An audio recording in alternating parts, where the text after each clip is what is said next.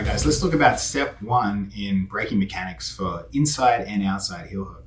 And that's going to be our grips. There's going to be 3 key grips we're going to take. And with those grips, we're going to work up a hierarchy. The further up we get, the stronger the grip, the greater the braking power. But obviously, the further up the hierarchy we go, the slower it takes to get the grip. First grip, palm to palm, Gable grip. Second grip, butterfly grip, wrist to wrist. And the third grip is the reverse figure 4, the strongest grip, but also theoretically the slowest to get to. So based on what we know about our opponent's resilience to the submission, is going to help us decide our grip. So let's look at it. Remember, these are both for inside and outside heel hooks. So let's look at the first one, the Gable grip, right?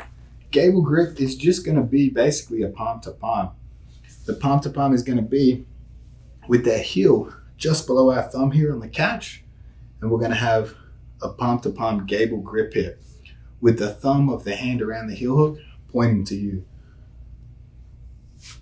Palm to palm. So again, there's no thumbs involved here, just merely palm to palm. If you guys think it's incredibly quick grip to get, but it's also a grip that Placido has a greater ability to extend his foot and slip the heel. It's quick, it is strong, but sometimes it's not strong enough, especially as a match progresses. So now let's look at the butterfly grip. The butterfly grip is the middle of the road grip. It's going to be quicker than a reverse figure 4 and also stronger than a Gable, right? The trick with the palm to palm is we're getting this, right? It's easy in theory. You see it, you're like, oh, grab that on a heel hook. But there is a progression to get to that grip that's going to make it feel much stronger.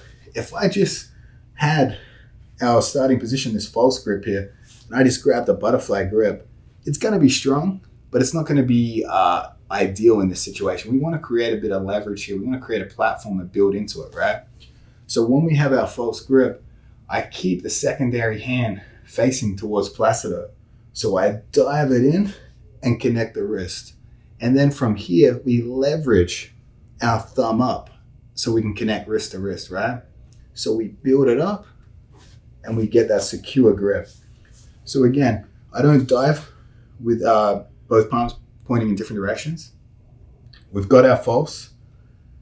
I turn my palm towards Placido here. And then I really scoop it up and leverage it. You guys will see the space disappear between my elbow to elbow.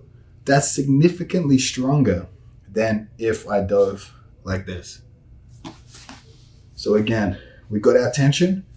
I punch it, and then I really rotate it to secure this grip. And that's how we create a lot of tension and pressure of just the grip alone. So remember, we don't go Gable to butterfly. We would go reverse it and leverage it up to take the space away and really get a very secure grip on the heel and create a lot of pressure there. The third and final grip, the strongest grip of them all, is the reverse figure 4.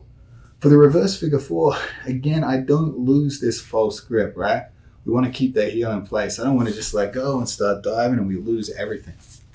We take that false grip and I turn my whole body underneath. I create a secondary lever with this hand here, and it secures under the heel onto my bicep. And we actually make the heel bigger with this. Much, much harder for Placido to slip. The ease of his ability to slip the heel decreases as we climb up the hierarchy. And another detail here, right? We want to make everything we have under the heel, we want to tighten that, right? So I don't go elbow to elbow here. This, in theory, looks tighter. But if you watch my left elbow, as I bring it to my other elbow, it actually moves away from the heel. What we want to do is bring our elbow underneath, and we do that by drifting our hand back. So you'll see it creates tension under the heel by bringing our hand away.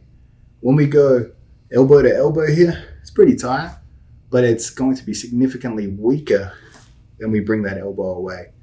The beauty of this reverse figure 4 is Say we're here with a false grip, it's easy for me to leverage my hips into Placido's knee.